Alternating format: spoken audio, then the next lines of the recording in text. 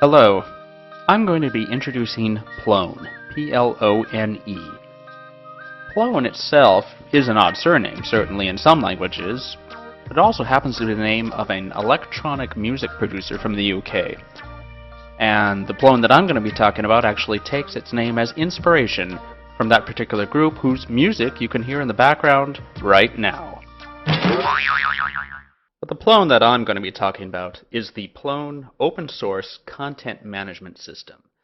Plone is a CMS which works on a variety of platforms right out of the box. Plone itself can be used in a wide variety of different applications. I've deployed Plone myself to the National Cancer Institute, to NASA, to one of the clubs of my own parent-teacher association, and Plone even runs my own homepage. And of course, Plone.org's own website is run by Plone. In this video, I'm going to teach you some of the basics of Plone. This is specifically targeted for someone who's either just installed it and has never used it before, or for someone who is either hired or tasked with creating content for a new Plone website. We'll do this screencast style because, hey, screencasts are cool. For this screencast, I'm going to be using Plone version 2.5 and the default skin of Plone. Your own Plone installation may look somewhat different, but the same kinds of ideals should apply. Let's get started. The first thing you need to do with a Plone website is log in.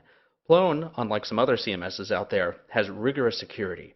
And although it can be integrated with LDAP, or you can develop code to take advantage of some legacy username password databases, out of the box it does support a username password model, which seems to work just fine. So that's one that we're going to use.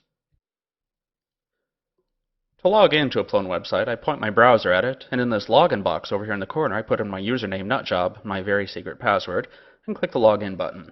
Firefox offers to remember that password for me. That's handy. And then I'm logged in. Notice how parts of the user interface have changed. I've got this green frame around the content now that lets me edit and change it. I also have this blue bar called the personal bar, which has some new options on it. We'll take a look at those in just a minute. When you're working with Plone, you actually have a whole bunch of content objects which are arranged a lot like the files and folders on your desktop computer. For example, suppose there was a Plone site called World Network News. Within World Network News might be a folder called Breaking Stories. There might be a second folder at the same level called Local News. One of the folders that usually exists up at the top level right underneath a Plone site is a Members folder. Other folders can also exist, and certainly other content objects like images and pages and other folders can appear within folders. Within the Members folder is usually a folder which belongs just to you, your own personal folder where you can experiment with creating and editing content. Let's take a look at my personal folder on this Plone site right now. So back to my browser, if I come up here to the personal bar and click My Folder, I see my folder, and in fact I don't have anything in it right now. But we'll soon remedy that. While I'm here though, I want to point out that any folder that you have under the top level, whether it's a regular folder or a smart folder, which we'll get into later, these become navigation tabs in your Plone site. That means that this Members folder and these two smart folders, News and Events, are folders in the top-level Plone site. You can customize these top-level folders, of course, or even create them manually. How you arrange your own Plone site is really up to you, your editor-in-chief, your content staff, or your management. Now let's add some content to this demonstration site that I've set up. But where should we add it? Well, depending on the site, the permissions that the site has set up, and the permissions assigned to your account, that really depends. For example, if you're on the local news staff, you might be able to add content directly to the local news folder. Likewise, if you're on the world news staff, perhaps you can go right to the world news folder. In most situations, though, you can add content almost always to your own personal folder. That's where we're going to add the content in this screencast. So let's go back to my home directory, come up to the personal bar, and here click My Folder. Then I'll go to the green bar, and from the Add Item menu, choose to add a page. This Edit Page screen appears, and now I can start entering my page data. First thing I want is a title called Reviving the Aviation Cocktail. I happen to be very fond of cocktails. Then comes a description, and the description helps users who are looking at the various content on your website figure out if they want to read it or not. Sort of like an abstract for a scientific paper. Then I'll come down here to the body text section, and notice I have this editing bar with all sorts of editing tools, so I don't even need to know HTML to use this system. I'll just type a little introductory paragraph for the cocktail, and then type in the 3 ingredients and give instructions on mixing it. And let me just dress this page up a little bit. I'm going to come up here, highlight the word welcome, and put that into italics. I'm going to highlight the 3 ingredients and come up and make that a bulleted list. Finally, come down to the bottom of this page and click the Save button. I now have a new page in the portal, which is called Reviving the Aviation Cocktail. What we have so far now in this Plone site called Plone Introduction is a members folder called Members, and with that my folder called Nut Job, and I've just added a page to that folder, Reviving the Aviation Cocktail. Once you start amassing a lot of content on your website, users will want some way to be able to find it. Now we'll look at one of my favorite features of Plone, the live search, which uses Ajax technology to give you feedback to your search terms as you type. What I'm going to do is click up here into the search box and just type a few letters of aviation, AVI, and look, a little window pops up which lists the one matching document. If I click on it, I'm now viewing the matching document, Reviving the Aviation Cocktail. If I hit my access key and 4, and on a Mac that's Control 4, and on Windows it's Alt 4, and just type WELC, WLC, short for welcome, look, I get 2 matching documents. Reviving the Aviation Cocktail and Welcome to Plone both have WELC in them.